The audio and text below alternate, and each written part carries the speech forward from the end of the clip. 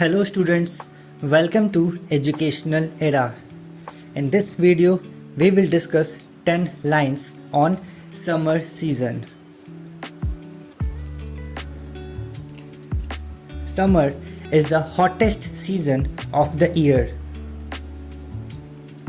March, April, May and June are the months of summer season.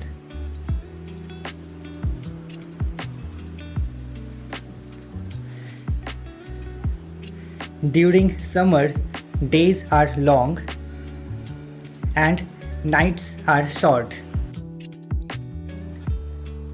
In summer, the sun shines brightly and it is very hot.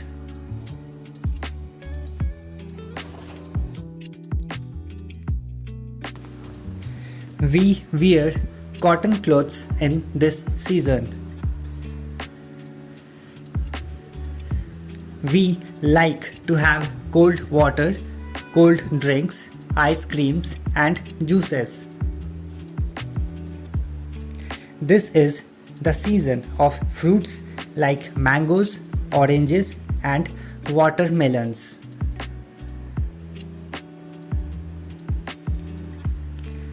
The wind blowing in the northern plains in summer is known as Loo.